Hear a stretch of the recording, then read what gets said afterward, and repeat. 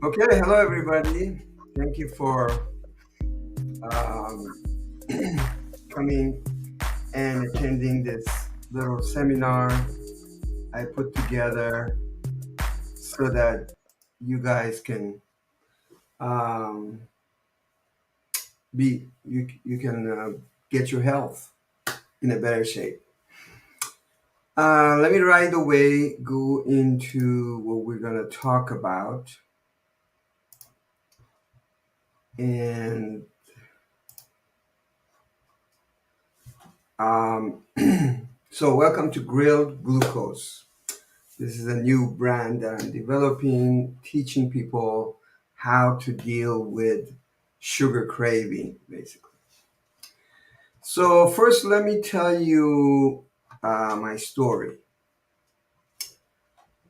There's me eating some cotton candy and then some ice cream. And as you can see, I could not overcome sugar, at least not consistently. So,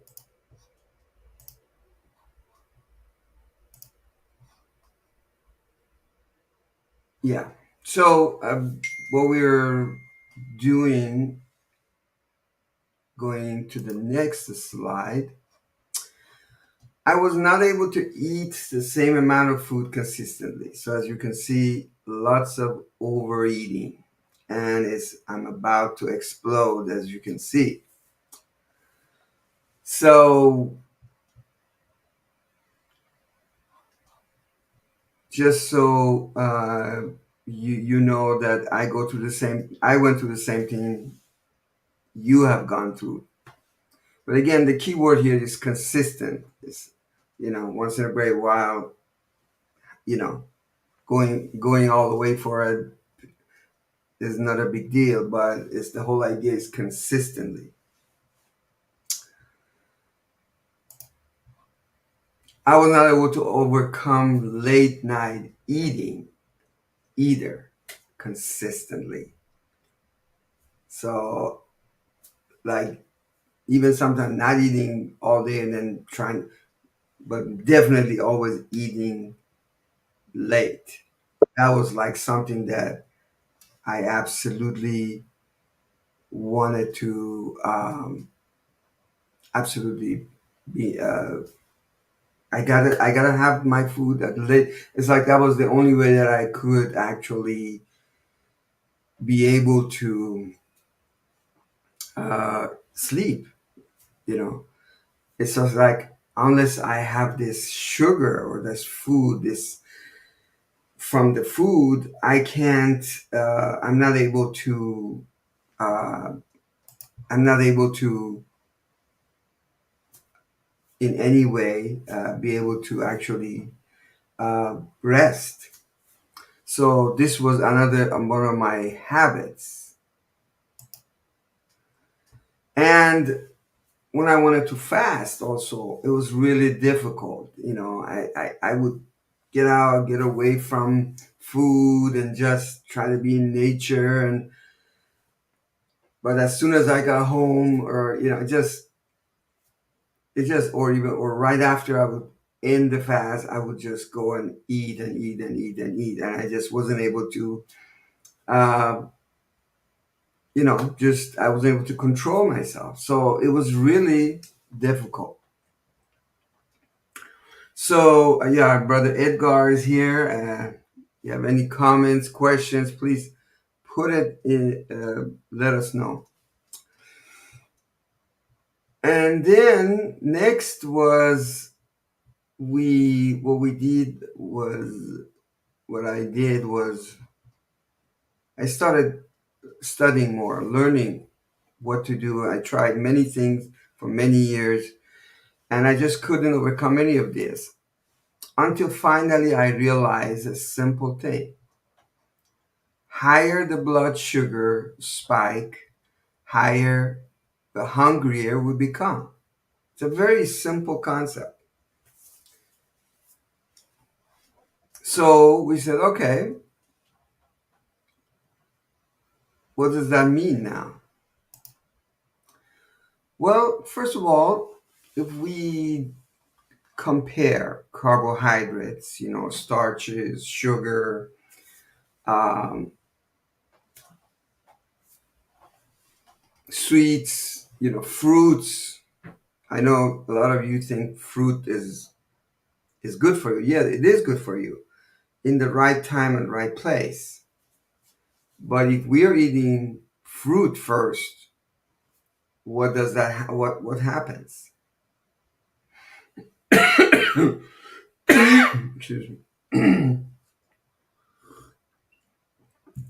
What happens is fruit basically has a lot of carbohydrates, a lot of what we commonly call sugar. But basically, to keep it simple, basically what it does, it creates a very big spike in our blood sugar. And yeah, of course, if you have the willpower not to eat anything else after that, which is great, well then fine. But the problem is we eat the fruit, then we eat your other food, and we think we're doing a healthy thing, but actually we are not.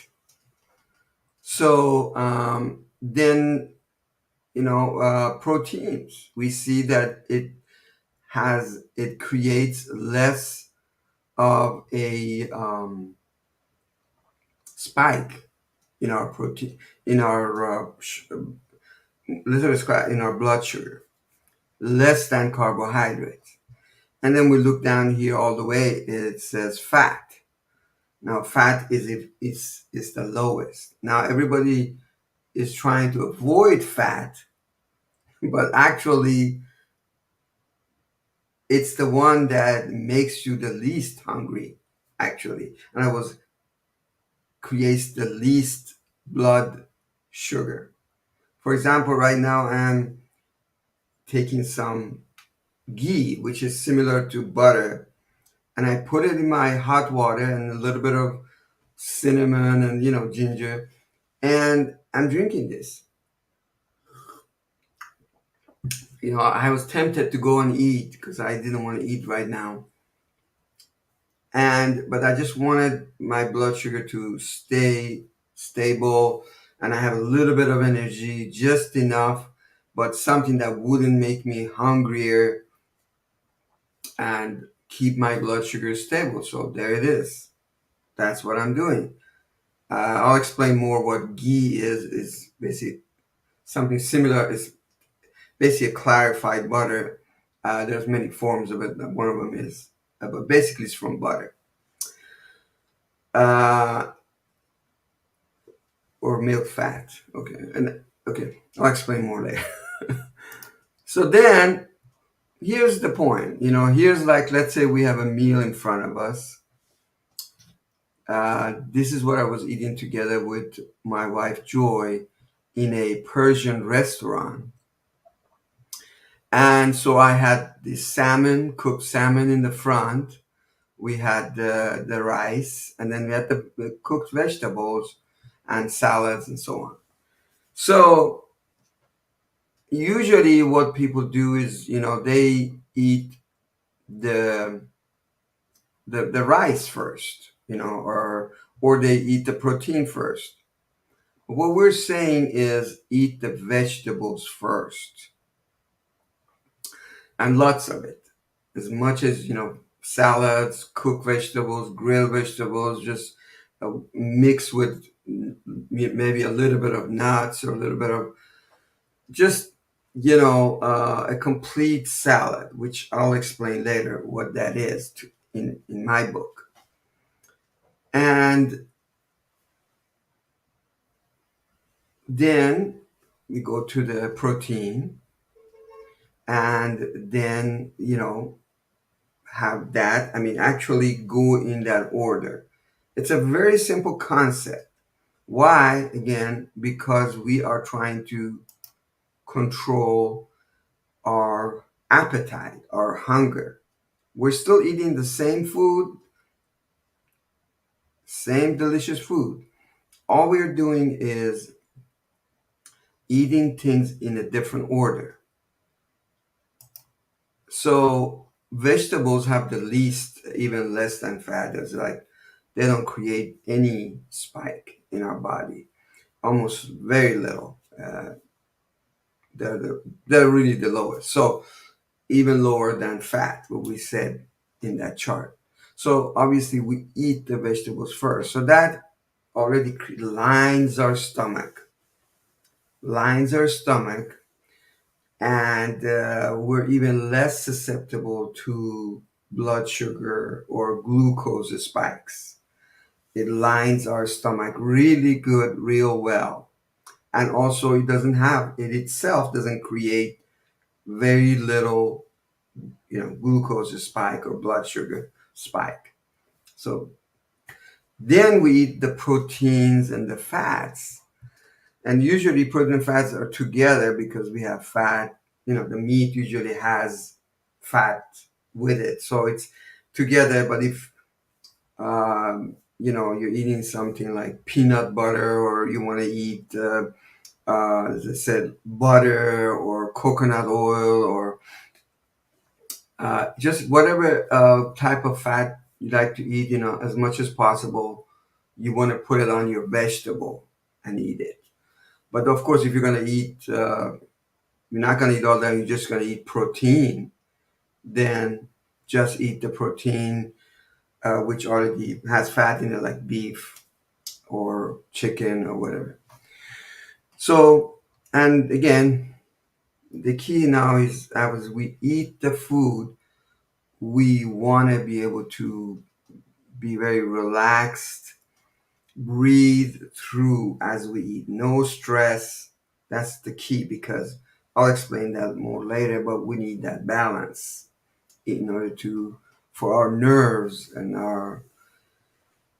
to for our what we call the, there's something called a vagus nerve, which is connected to the gut, to the brain, which will keep us relaxed as we eat the food, because the food itself is a stressful on our body. When we eat, eating itself is a stress. A lot of people think I eat so I can relax.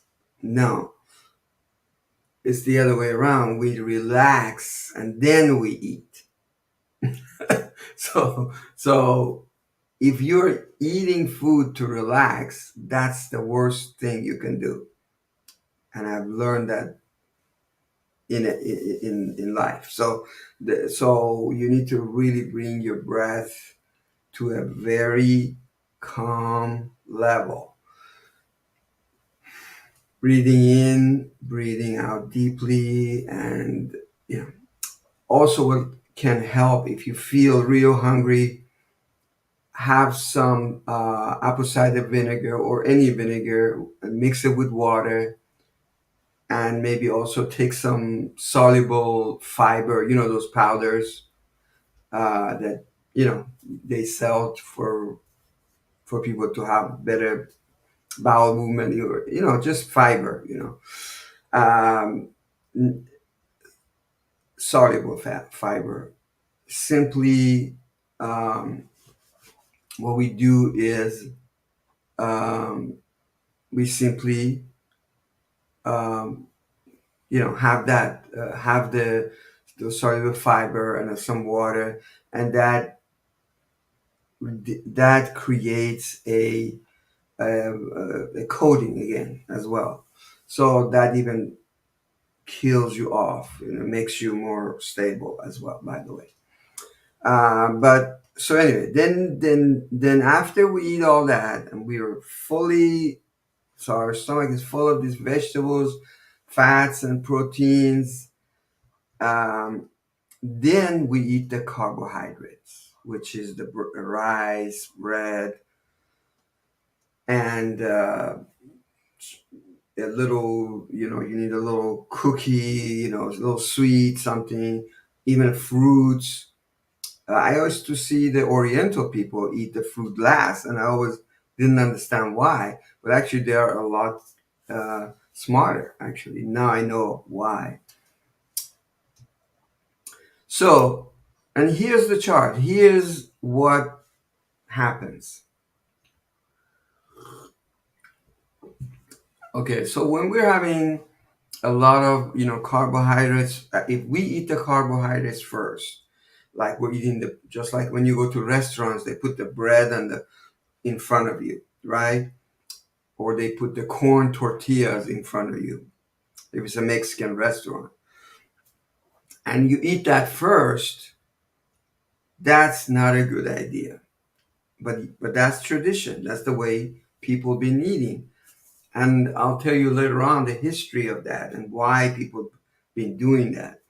But nevertheless, you know, that's all you're gonna eat is some carbohydrates, so you can go and run or something, and you need quick energy to run. No, that's fine. But if you're gonna eat a full meal and you go ahead and eat some starch, some sweets, some fruits, some even like the spaghetti, the all of that. I know we always go and eat it first, but that's not what we want to do. So what we want to do is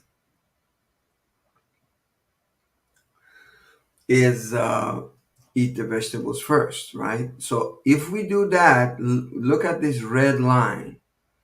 This red line here, if we eat the carbohydrates first, even the proteins first, what happens, but especially the carbohydrates and sweets and fruits, if we eat them first, our blood sugar goes way up, way up.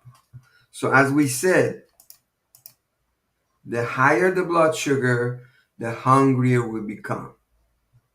So what ends up, what we're gonna do, we're gonna eat a lot more food than we actually want to eat, and we start blowing up and feeling heavy and harder to think. We fall asleep, so on, right? So the idea is that when we eat vegetables and protein first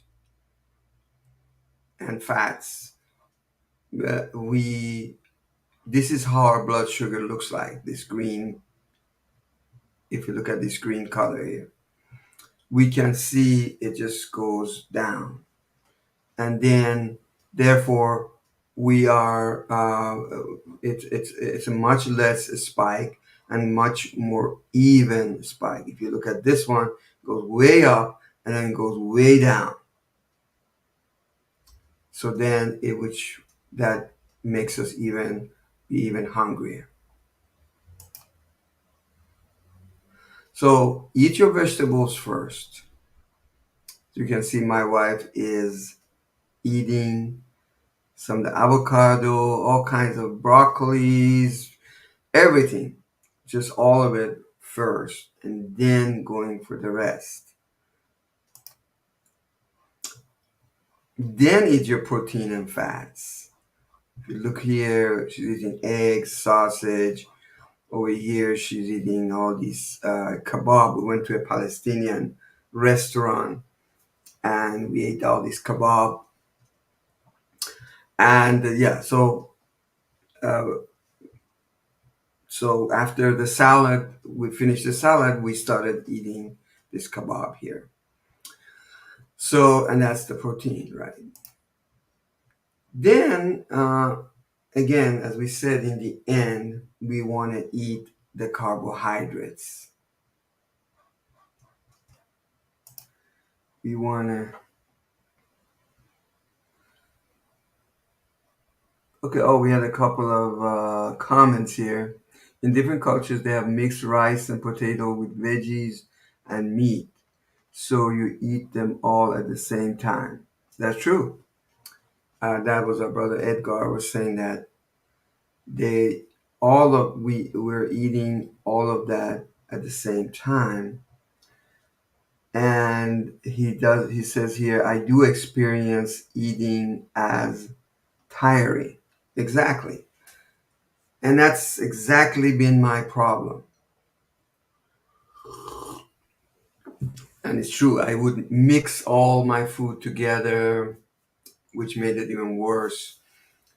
Yeah. So that's exactly what we're talking about. What we're asking you to do, simply do what I'm doing, what we're doing here is to just follow this simple order of food and see yourself not overeat and not feel stuffy after you eat. And less, you will have less craving for, um, you will have less craving for, sweets and starches in the end. So you may put out a lot of starches for yourself to eat after. By the time you get to the starches, you don't, you just don't have as much appetite for it. Why? Because the blood sugar, the blood your blood sugar is evened out, and because it's not going up, you feel full already, and all of a sudden you say, well, what happened? Yeah, you feel a lot better. And it's a very simple concept that we're talking about. So, okay, any more questions or comments? And if Brother Edgar wants to say something, go ahead. If not, well, basically, yeah, go ahead, Brother Edgar. I just wanted to mention that I actually use the eating of fruits to bring up my appetite because many times I know it's time to eat, but I don't really feel like eating. So then eating fruit helps. Oh, okay. So you're saying, oh yeah, fruit. Yeah, that's right. Definitely fruit gets your appetite going. Exactly. Why? According to this chart, tell me why. Well, it gives the spike that causes that eventually I'll, Makes you hungrier. The yes. higher the spike, the hungrier you get. That's it. Perfect solution, right? Now, exactly. Now, let's say, yeah, you are totally lost appetite. In that case, obviously, fruit is good, but not to eat anything after it. Just for wait for a half hour. Let the spike go down a little. Have some good enzymes in your stomach. Getting ready to eat, kind of. But if you eat right after you eat the fruit, then it's yeah, it's like having your dessert first, in a sense. It's like kind of, basically, it won't yeah, you're gonna overeat. You're just gonna keep feeling hungry. Now try both ways. I mean, I'm serious. Just wait 20 minutes, let that sugar go down, and then start eating vegetables. And you know, or even if you really can't wait, just anyhow, eat a very big salad right after the fruit. Although it's still not going to really work. What I'm trying to explain, it's just going to still not, but that's better than nothing. At least it'll help you go down a little easier. And this is nothing to do with diabetes, by the way. You don't. Everybody has this issue. It's not just people with diabetes or hypoglycemia or any of that. This just works for everybody. That's why in the restaurants they put the bread for you first. Why? Because they want you to get hungrier. Your glucose go higher. Get hungrier, so you will order more food. Okay, so it's not a. There is a real reason for it. Okay, and you try it. Eat the salad first instead of the bread when you go to the restaurant, and you'll see that you'll be satisfied with whatever you eat. But again, when I say, oh, we have Bidiana here. How you doing? Um, and yeah, any questions, please put it in the private chat, or just let me know. I have a Um, question. okay, go ahead. Go ahead. Can you hear me? Yes, yes. I have a bit an issue with eating vegetables at the end. I don't know if that theory In is the beginning, correct. you mean? Uh, Okay. We're saying uh, eat it in the beginning, not in the end. the fruits, to eat fruits in the beginning. I No, said no, fruit. no, no. Eating vegetables first, not fruits. But what I'm saying, I can't a little bit agree with eating fruits at the end. And I will explain why. But this is what Mm. I've been doing until now. So that's why I'm saying, as I understand until now, what I read somewhere in the article, but I don't know, it's really like completely true. But what I understand is there are enzymes who are needed to digest the fruits, and they are different than enzymes helping us to digest proteins or fats. So if you eat like fruits at the end of your meal, these fruits is going just to be to be like turn into Right, molded. right. It will not be digested if you eat it at the end. I So agree. I agree. what is your, how would you explain that? I mean, Right. But actually, I myself almost don't eat any fruit, in to begin with. But because just because I'm very sensitive. Now, some people are not, but I wouldn't eat fruit at the end anyway, even if I was. Some people I've seen they might have like a tiny little slice. I know Japanese people do that, like a tiny, tiny little slice, of maybe apple or something. But generally, yeah, you're right. Fruit is really, um, it's not, see, the first of all, fruit, the way it's grown at this time in history, it's got way too much sugar than it used to. In the old days, when way back in the primitive time before agriculture, which is where we're going with this diet, by the way, is before the agricultural era, which is 10,000 years ago. The most fruit anybody ate was just things that were just wild, like berries that have very little sugar. So this whole idea of eating apples and oranges and bananas, and this is all what we're in my experience.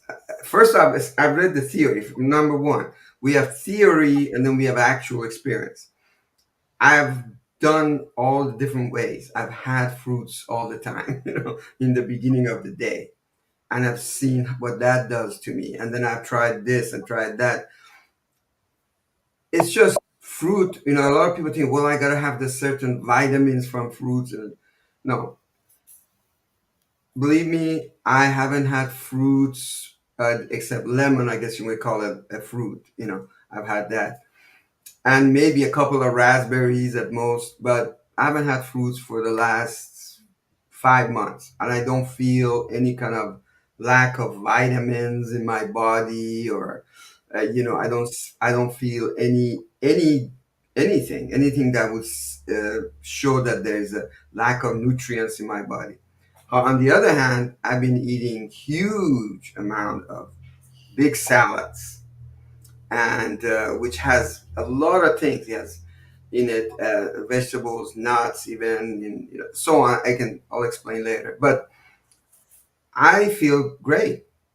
I mean, more and more, my blood sugar is stable. I don't feel heavy after eating, and I eat less and less.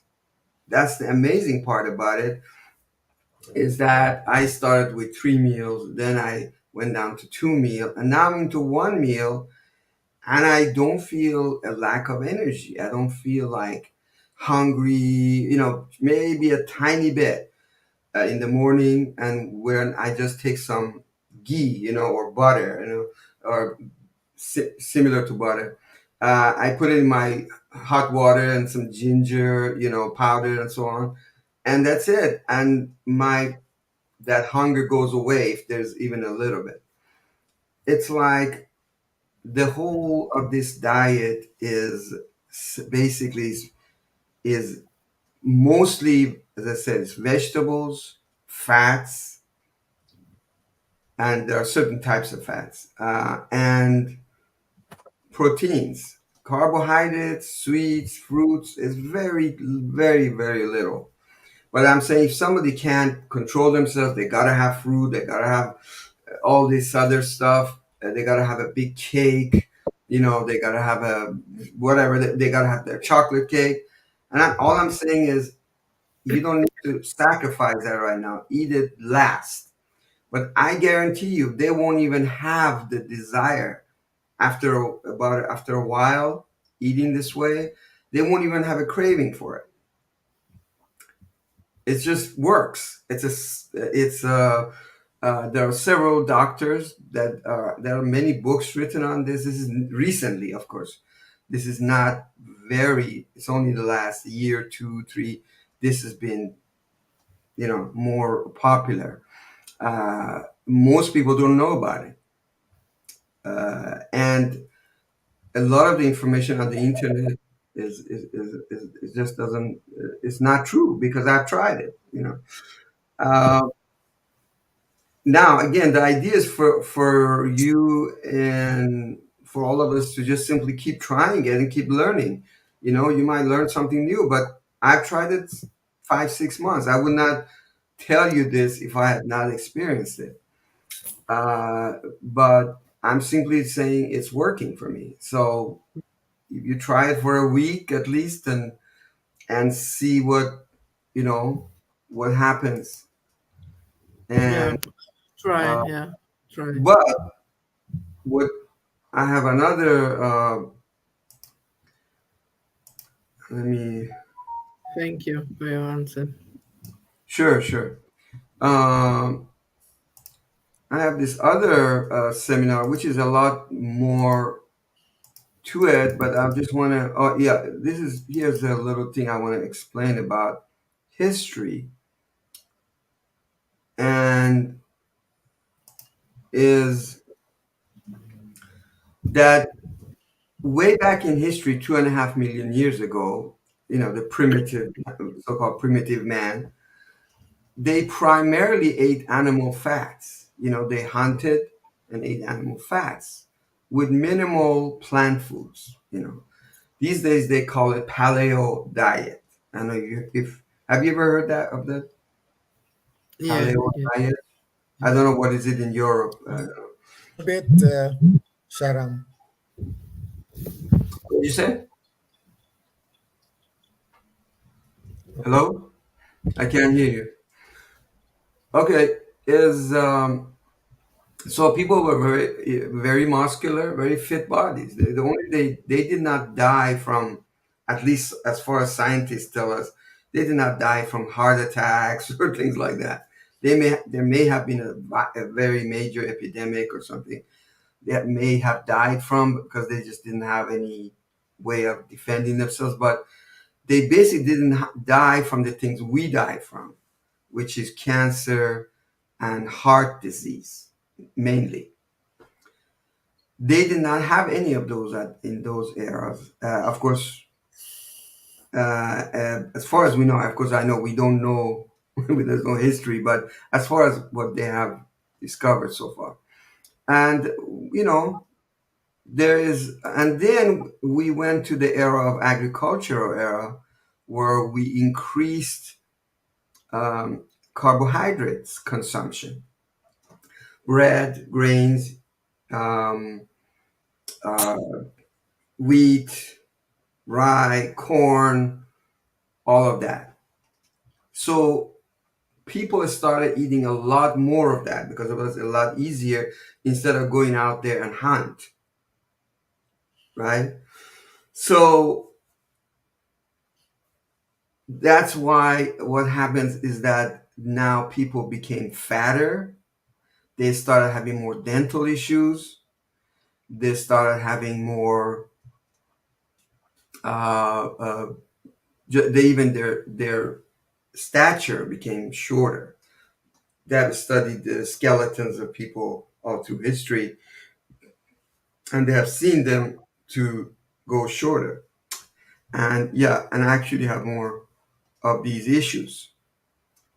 And but then now in the modern era, we had a dramatic surge in carbohydrates and sugar intake. So the crystallized, 2,000 years ago, somebody in India discovered how to crystallize molasses, because molasses would get bad quickly. So since it became quickly, so he tried to figure out a way to crystallize it. After he did, it stayed forever because as you know, sugar just doesn't rot. it's it's like it's even used as preservative. It's like it just never gets bad. However, crystallized sugar is the worst thing for a human being to eat. It totally destroys his body. Nevertheless, it started becoming more and more popular. Finally, it got to Europe, and well, they used to buy it from them, but then little by little, the Germans discovered how to create it from beets instead of cane, and then and so that became popular. And more, there was a dramatic surge in carbohydrates and sugar intakes, and processed food and processed everything, and everything was that had sugar in it. We got the hot dogs have sugar in it, the pastries, the bread, just everything had the sugar and plus the carbohydrate. The two combined totally destroyed the habits, the food habits, the diet, the messed up the whole diet of people. So consequently, there was even more dental issues, and there was more body fat and low muscle mass. Now, of course, this is except for people that were doing labor and they're always constantly working, and those people would burn off things, very, but people that were, you know, they were poor. Actually, they got stronger because they really would usually eat less of the carbohydrates anyway, because they always knew they need the meat. And actually, they had a better diet, the poorer people sometimes, if they could get a hold of course, proteins. They would prefer that because they knew that's what keeps them healthy. But the other people didn't have to work so much or do physical things. So they didn't really they just keep eating. So you see a picture of fat people in that era, even 200, 300 years in the industrial era. You see these fat, rich people, and these rich people keep getting fatter and fatter, and they would all, they would die of a heart attack. But the people that did a lot more exercise, it kind of made up for the diet because people that did manual work. So, oh, by the way, yeah, when you have a lot of blood sugar in your body, if you have a lot of muscles in your muscles absorbs the sugar, the blood sugar into itself. That's why those people wouldn't feel that much of a surge in their blood sugar. So people that are very muscular, they don't feel it as much, and they burn it off because they're always working out and so on. And this for again, this whole thing is for people that are more similar to my lifestyle, which is working on the computer or basically city and not so much doing a lot of manual work, or people that just can't due to their energy level or whatever their health issues. This is what basically this diet is for people like that. But people that are very active, it's a different story. Uh, okay, so and so yeah, so basically this is what happened. Yeah, so and so basically, we want to increase vegetables, lower fruits, increase fats and protein, lower carbohydrates, go from 3 meals to 2 meals, and then to 1 meal in 5 months. That's the plan that I was able to do. I started with this a step one. I increased vegetables, lower fruits, and I started that order. Then I increased fats and proteins. For example, a lot. We'll talk about oils later, but I've been eating a lot of butter for the last 5 months, and I mean a lot, like almost a whole bar of sometimes butter, or even like people would say you would get a heart attack. That's what people automatically think.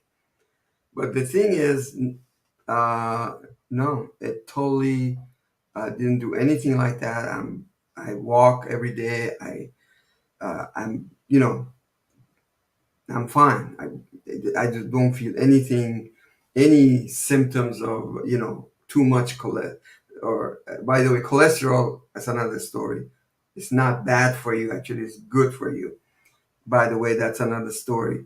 But anyway, so yeah, but so you've heard of these diets like keto, paleo.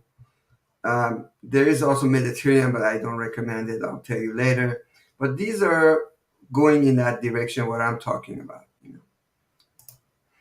So be consistent, be easy, and breathe. In other words, key point is to be consistent in this and be easy. Don't just like when I don't know if you did yoga, they always tell you don't overexert yourself. So don't go cold turkey. you know. So have easy, slow transitions. Have a positive goal. So like don't say, I'm not gonna eat sugar. I'm not gonna eat this. I'm not gonna eat that. No. Always say what you're going to eat. See, that's the key is to have positive goals. When you say, I'm not going to do something, it has a negative effect on your mental, health or your the way you think. Um, So, and it's really more about having more variety of food and more order. As I said, the order we talked about, and ratio, the right ratio of eating different things. And it's not about the amount. So if you're going to eat, you say, hey, I feel really hungry. I want to eat 2 steaks. Fine, go ahead. But then you got to make sure that in ratio to that 2 steak, you eat the right ratio of vegetables before you eat that 2 steak. So it's all about ratio. It's not about amount. So if you want to eat 20 eggs, that's fine. Actually, it won't hurt you if you eat it in ratio, in the right proper balance. So the key here is not how much food we eat.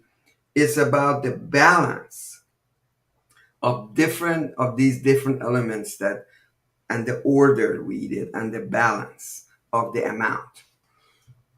So if you increase one, you have to increase the other one. If you decrease one, then you decrease the other one. So basically, we do need a lifestyle, a certain lifestyle goes with this diet. Uh, Again, sleep got to be consistent. Work time's got to be consistent. It can't all be mixed together. So the key is timing your sleep, timing your work. Now, for example, uh, I'm I'm sleeping very early. Now I know somebody might be working late night shifts and so on. Obviously that wouldn't work for that person. But I'm saying in my case, that's what I'm doing. But the key is I'm always sleeping at the same time, which I've never done in my life. But again, because I changed my diet, I changed the way I eat, I was able to change my sleep habits very easily. Before, I couldn't sleep because again, I would eat late, so which then I can't go to sleep because I'm already full.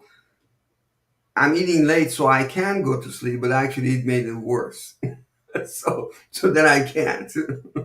So that's the issue. So sleep affects your eating, by the way, very much. I'm sure if you don't sleep, just don't sleep. I'm sure you've had experience where you barely slept and you keep feeling hungry all the time for some reason. The less, if you didn't have a good sleep and your sleep is not consistent, you start feeling hungrier. So sleep affects your blood sugar again, your glucose affects it directly. So there's just no question about that. I mean, again, I'm more sensitive. Somebody that might not feel it as fast as I do because I don't have any muscles or not, blood sugar, I feel it right away. So, so the work again, you can't, yeah, work, you got to tell yourself you're going to stop work at a certain time and that's it. Everything else, you know, you just gotta wait for tomorrow. That's all there is to it.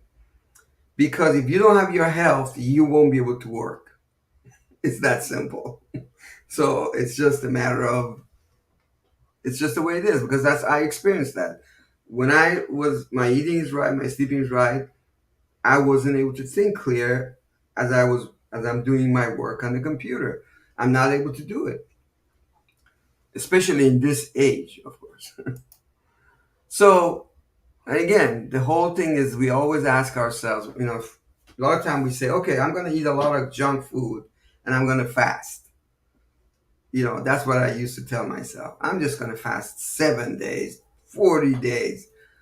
I'm going to clean up my body. And no, it never worked. As soon as I finish the fast, I go and eat the same food, do the same thing, and destroy what I just built up.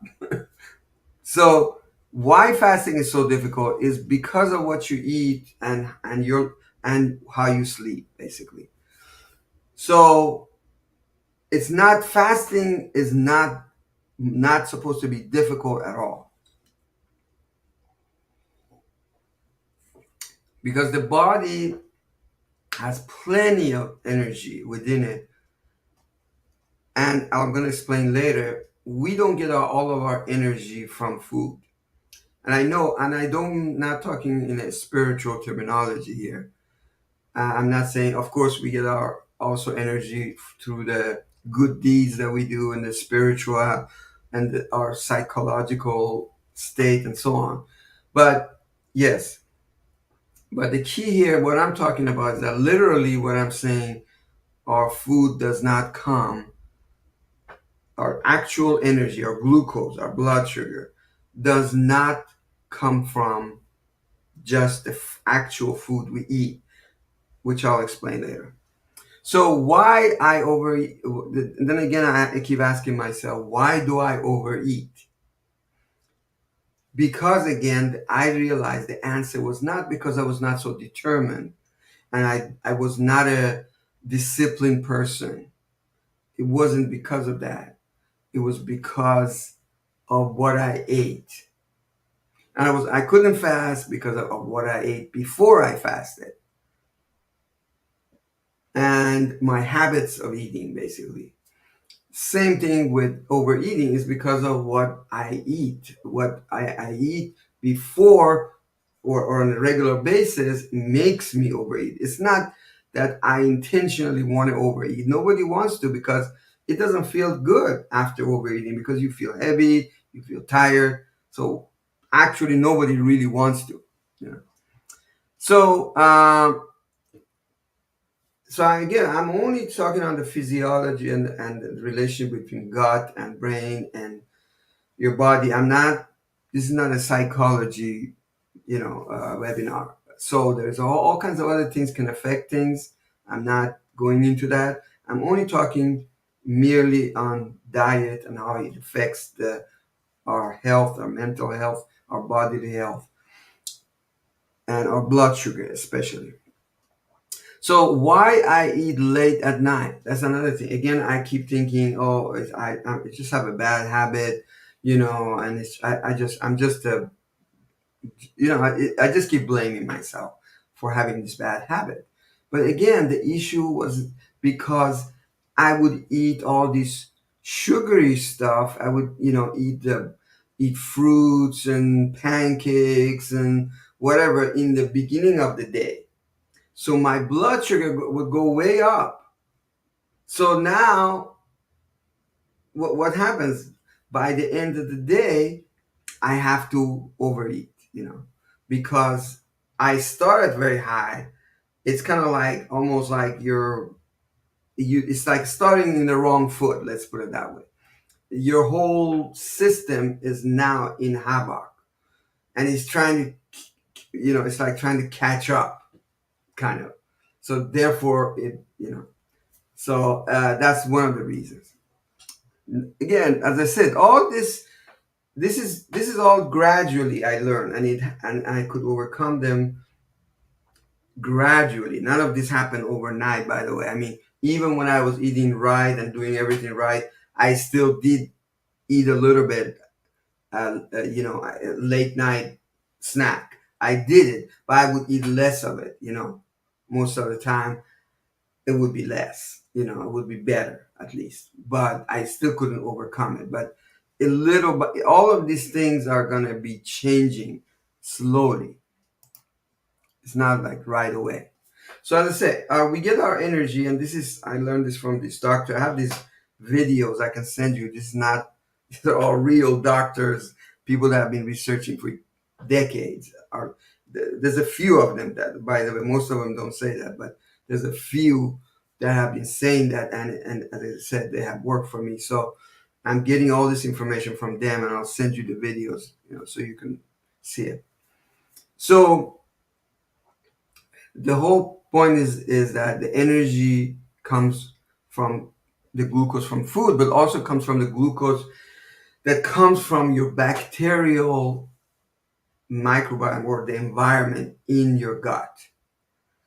So in other words, the different foods that you eat create a certain environment for which certain bacteria to grow, which actually supply 50% of your energy if they're all if they are mostly good bacteria, but they're not. So therefore we have to keep eating because these bacteria, we don't have the right bacterial environment in our gut. So therefore we have to get all of our energy from just the food itself. But if we let the food go, it process the right food and the right timing, process correctly in our body, we see that we can live on very little food because the body, the bacteria actually recreate energy out of that food. And it's like it's got its own generator. Our gut plus the bacteria, which are billions of them there, by the way, more than our cells, which I was shocked when I found out. These bacteria are engines. They actually work. They have a complete function in our body, which just recently been discovered. Again, this is all really, really new because it just I never saw it before, and more this information is coming now. So so as I said, we need to start from lowest to highest spikes, which we talked about: vegetables, then protein, then oils, and last carbohydrates. So now about oils. There's another shocker. Another shocker is that saturated fat is the healthiest fat. Now, again, I've been cooking, eating butter, and cooking with butter, coconut oil, avocado oil, avocados themselves, eating every single day. And these are all full of saturated fat, full of cholesterol, which creates cholesterol, or somehow it comes from it. I don't know exact scientific way to explain it, but I know saturated fat is related to lots of cholesterol. And everybody keeps saying, "Oh, you're dying from high level of cholesterol." People being Doctors are telling you, you're dying from cholesterol because you're eating too much saturated fat. So now we have low fat milk, low fat this, low fat that, or no fat yogurt, no fat this. And the level of heart attack disease has increased since we have lowered our saturated fat. And again, I'll send you the video of these doctors and this scientists that have been discovering this. This is not again, I've experimented this. As I said, I've been eating nothing but butter. I mean, how much, eggs, just no seed oil, no vegetable oils. They are the ones that are the culprit. They are the ones the cause for the heart attacks. The lack of saturated fat and the seed oil and lots of carbohydrates is the cause for the heart attacks, not the saturated fat. I know it's like totally reversing it. But again, if I had not tried this on my own body, I would not tell you because it would be very dangerous. Again, of course, I'm not a doctor and I don't do what I'm telling you to do. Just try it for a week, and see. And if you feel, talk to your doctor, But I am telling you, this is literally true for me because I've experienced it. And it's totally against what every doctor will tell you. And most doctors, 99% of doctors. But if you talk to a lot of biochemists that are on YouTube, they have discovered totally different things. So butter, ghee, beef, of course, the oil from the actual meat you eat naturally, olive oil, avocado oil, fish oil. Fish as absolutely is necessary. Don't just think because you're eating fish, unless you're catching the fish right out of the ocean. No, because the farm fish, in a lot of farm fish, they don't have any access um, to vegetables, sea vegetables, which get that's where the omega-3 and the EPA and all the good stuff comes from. By the way, they don't have access to that, so the regular fish doesn't give you what the fish oil gives you, like what do you call it, cod liver oil and those things like that. No, you gotta have absolutely fish oil. The fish you're eating most of the time won't give you unless you're a fisherman.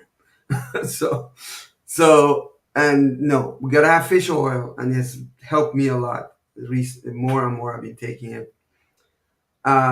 This is all again old-fashioned diet, by the way. People didn't eat seed oils in the. If you ask your grandma, grandpa, nobody ate this. They ate butter, they ate olive oil, maybe not avocado oil, but I'm sure they ate avocado or maybe not. But they definitely eat fish oil and coconut oil. I don't know how much of that was available, but we have that available a lot more now. But definitely they ate the butter, they ate the beef, the chicken, and the fish oil. And they were totally healthy. They did not have the problems we're having.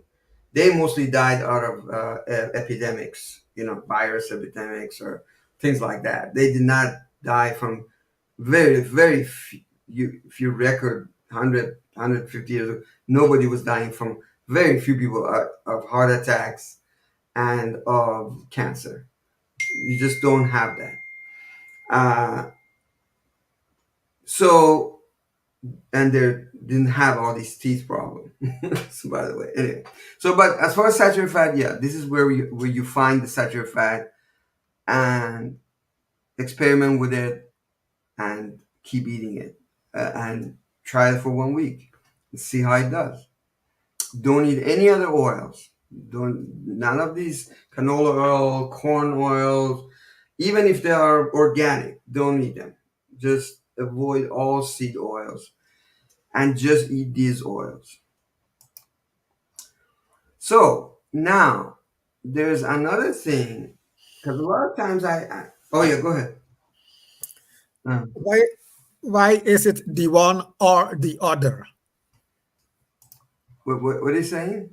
Why is it the one or the other? I mean, Did I say the one or the huh? you have saturated fats and you have not saturated fats. Um, because I'm going to eat saturated fats, I have to stop eating unsaturated fats. No, no, You I'm see? not saying don't eat the other stuff, but I'm just saying don't eat the seed oil because the way they're, sorry, I forgot to tell you. Seed oils, the way they are made is very unnatural. It's by chemical extraction.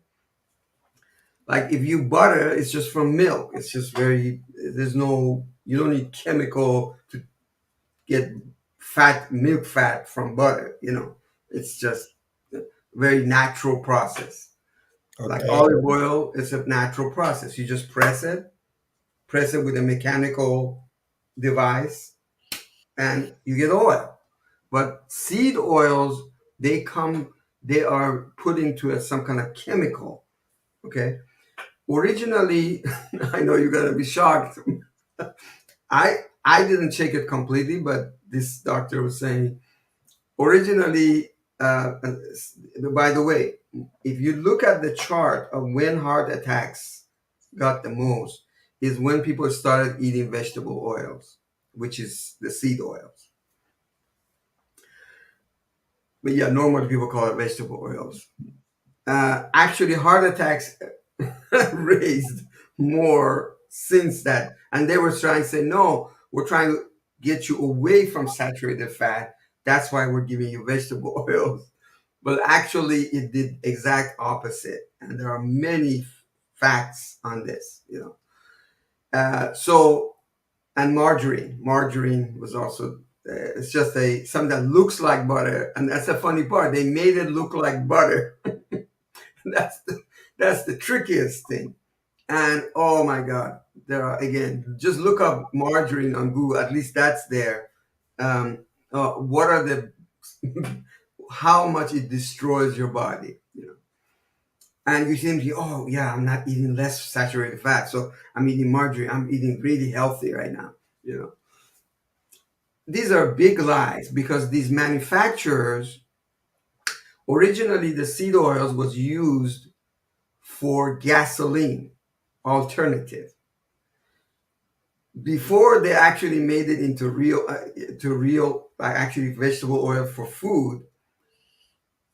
It was only the only time they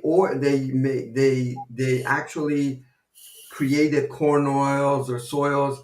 This was actually to they created some type of an alternative, something of gasoline, actually used in cars and in just different machines, and they still do right now. There are people that create gasoline from corn, from soy, for certain vehicles. And then a company called Procter and Gamble said, "Why don't we give this to people?" I mean, I'm laughing, but it's it's really tragic. They actually gave it to people, and people were thinking they were being healthier and lose weight. Oh yeah, that was the other one, lose weight. Nobody lost weight. Very little of that. No, it was all just commercials. I don't. if they did lose weight, it was because they did a lot of exercise or maybe some other reason, but not because of that. So So you're saying that the processed oils, they can be from seeds, from corn, soy, and yeah, those things that are not, they're not. See, like not natural. Yeah. Not, the, yeah, there's a whole history behind them, and some people have tried to, some people say, well, this, no, but there is thousands of pages of. If you put that in the Google, you'll see thousands of pages on that of how it destroyed the health of most people. Now, from people from India, now they're okay. They didn't use it as much, at least the villagers or the countryside people. The countryside people, they didn't go for it. The city people went for it. But anyway, so, but yeah. So if you go to the more primitive parts of the earth where there's not a lot of urban stuff going on, they still eat the old way and they're just fine. They have very few, you know, of these diseases, and they have very few also dental health problem. By the way, that's another reason. Yeah, go ahead.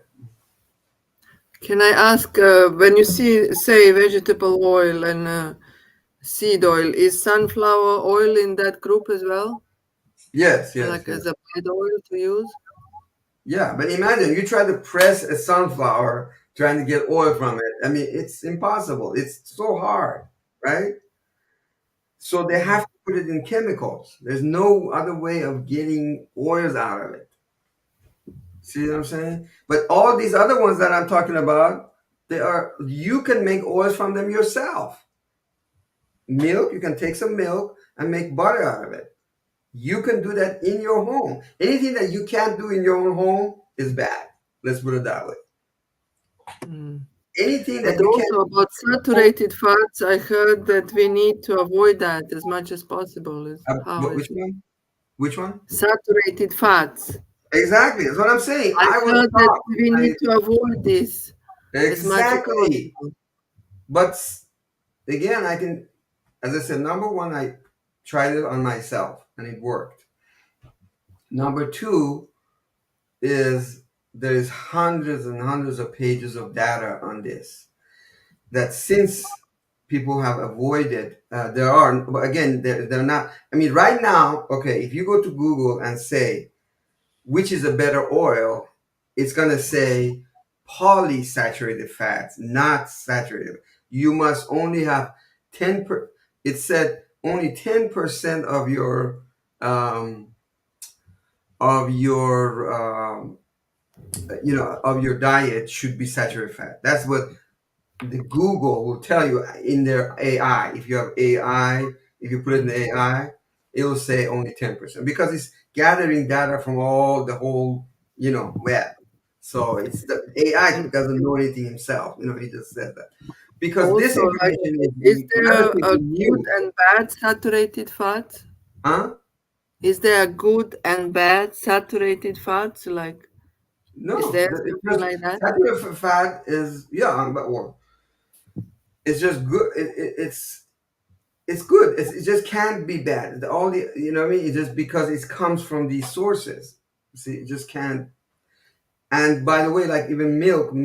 If you drink the whole milk, the actual milk itself, actually, is bad for you in many ways. Unless it's farm raised, right? You go right in the farm and you milk it from the cow and drink it. That's different. But the milk that we have in the city, which is boiled to 1,000 degree, that's bad. But even from that, the fat in that milk, which they make butter from, is good because the milk fat doesn't get affected by heat so much. Very little. It's very resilient.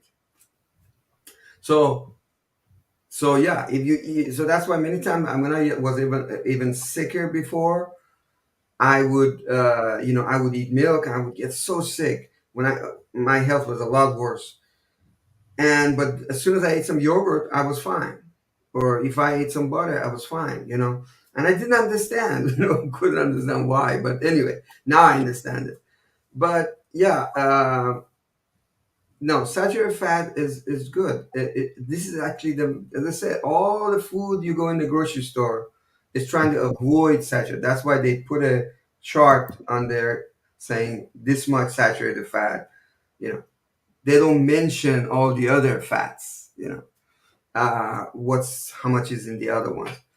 Not that the other fats are bad. They are in all foods, all the other fats. It's not that they are not. But very little of it. And we don't need. We may need very little of it. What we need mostly is saturated fat. But again, look at just go and study people that are living very simple life. All they got is a couple of sheep and cows and just eat like the old way. I mean, just to study those people, as long as they're not contaminated by some industrial, factory right next to them, that built in the middle of a jungle or whatever, I mean, unless there's outside evidence. But if they're in the mountains, they're away from everything, and all they're eating is this stuff, you know, you will not find any of these symptoms of health problems that we have in this with that diet. Again, now I really ask you to research it, and again, I have some videos I'll send you. But this is, but do try it. I try it for a few days at least, or a week, if you're unless you have some major things from your doctor or whatever, or that you absolutely have to be very careful, or you've been in the hospital a lot or something. No, of course, I can't. That's different. But I'm talking about if you're just relatively okay, but you just feel tired after eating, you have a hard time fasting, you have a hard time overcoming overeating, you have a hard time. That's what I'm talking about. I'm not talking about somebody that has major sicknesses and so on. No, this stuff is not going to work for that person. There's a different course. So anyway, so as I was saying, is that the better our the environment in our gut, the better we think. So this is the other effect of this is that the more because our brain and our gut is connected with a nerve called the vagus nerve.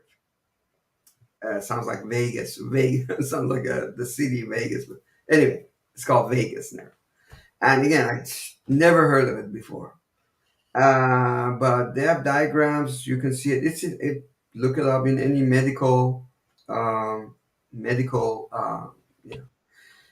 So we're gonna talk about this more later. I don't want to make this too long, but this is another next thing that we're gonna talk about next time. But that's another amazing discovery. And as you've noticed from sure in yourself, when you're in other words, like when you're fasting, and you're just you're not putting a lot of stress on your body because the eating, as I said, especially the wrong eating and even good eating still puts a stress on your body, and you feel a lot easier to think. You think clearer, you can pray easier, you can think easier, and you say, well, what's going on? I'm not eating anything, but I have all this energy. Well, because the gut in your body is starting to rebalance. It's starting to have enough. Now it doesn't have to do anything else, and it's starting to, because every time you eat, the microbiome in your gut changes. And that was the environment in your gut changes. Because it changes, then it's like your body has to rebalance, and it affects you in different ways and so on. But when you're not eating at all, you feel great. After first few hours or first day, then especially the third day, fourth day, you feel great. Uh, and because now your gut is stable, it starts to balance itself. It starts to, it doesn't. It's the same gut, and it's like the same imprint, same balance in there because there's no other food coming in. So therefore, it's starting to figure out. It's starting to actually create energy. Believe it or not, if you've eaten good and healthy, especially before you start your fast, uh, then it's your gut will supply the energy for your body actually, and you'll do actually do okay. So anyway, we're gonna study about this. This is amazing. But again, going back to what we just studied is just changing the order of your eating. If you don't want to change the different oils in your food, don't change it. That's fine. Right now, the first thing we're going to do in this 5 months plan is just change the order of our eating. Then later on, we can change different elements in our food and so on.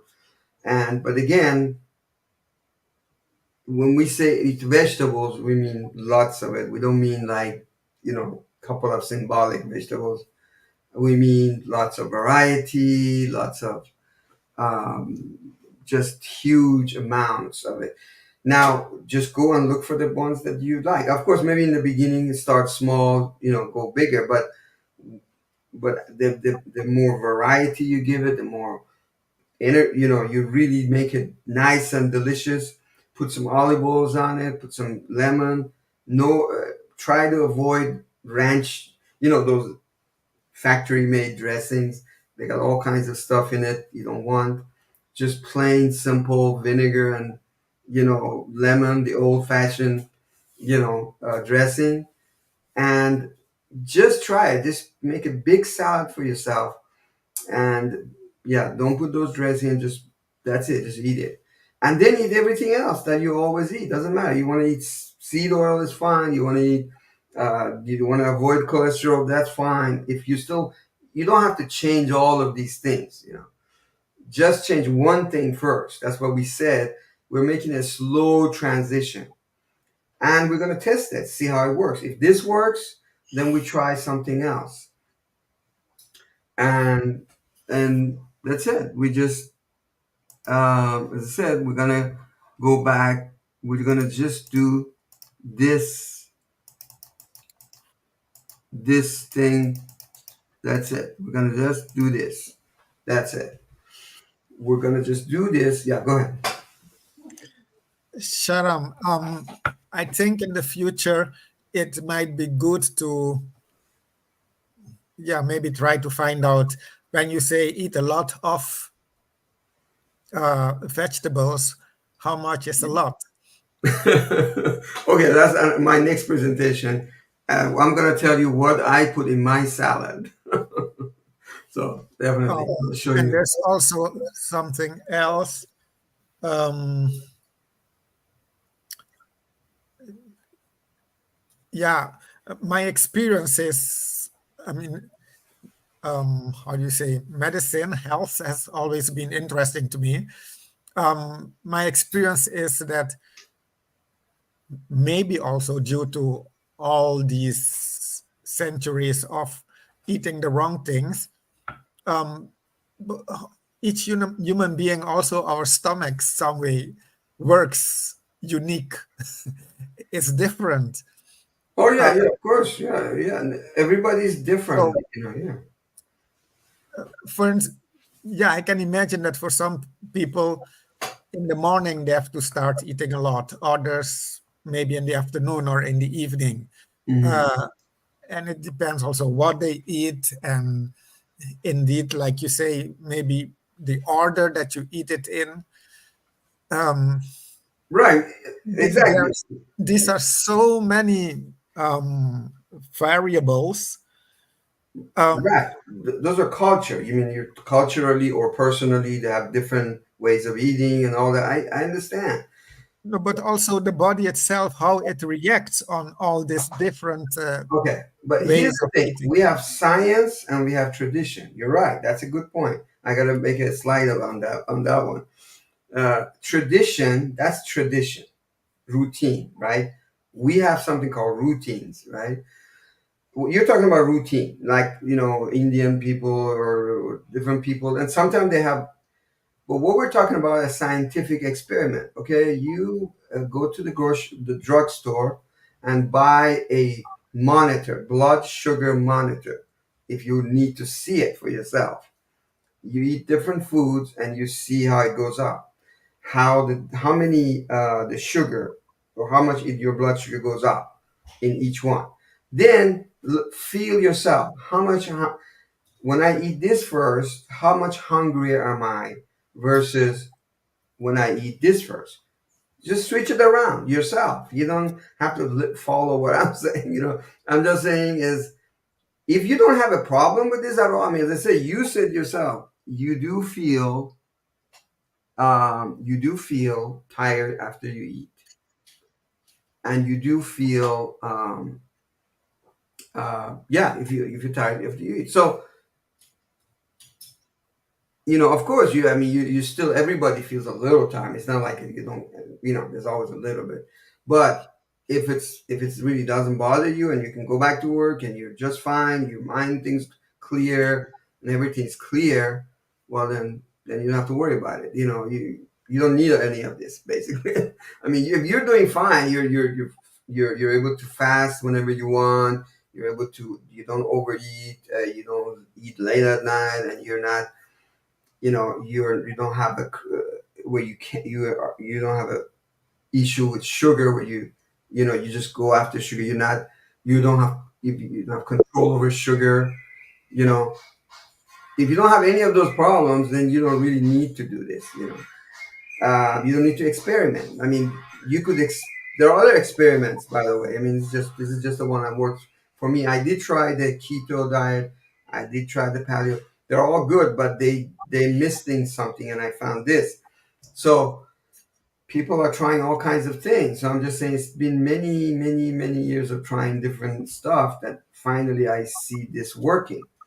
Uh, but the thing is that if you don't have any health problem, you don't have any, you know, you don't have any, you're fine. Then yeah, but yeah, I'm just saying. Okay, Yeah, if I don't have any health problem, could be that is I don't have any health problem yet. right, that's true. That's maybe, but Okay, by listening to this and seeing how things work, then I can indeed choose to maybe change some things just for the sake of this is better than that. right, that's right. So So I maybe because I didn't come all the way from the beginning, I wasn't aware that this is actually a solution, right, right, it's a a solution. way to Like you fix have an something. issue. You said you have a heart. You feel tired after eating. Okay, here's No, the I don't problem. feel tired after eating. I Huh? find I find eating tiring. I don't know what you mean. Okay. So eating for me is like work, having to sit down and get the food in my stomach. Okay. Okay. Okay. This I find sometimes I feel I could be doing something else. Right. Well, I think that though that's more of a mental thing. Is more like the whole idea of enjoying food, enjoy preparing food. That's actually a balance. I believe it's like the feminine aspect of life. The mother, where it's like connects with our that part of us, the heavenly mother side of us. Food, like Father said in his book, food is love. And sometimes maybe that is an issue. To for anyway, I don't want to get into that, but that's a whole different session. But yeah, this has forced me to really put a lot of energy into preparing the food and all this. And I said, God, I'd rather not do this and go get back to work. I'm the same, especially as a man. I'm more like that. So, but no, but then I realized that the whole, the way we've been living, and especially as a missionaries, even was worse. um, it's a new age. It's the age of women. It's the age of learning to nurture and nourish ourselves with, in the right way.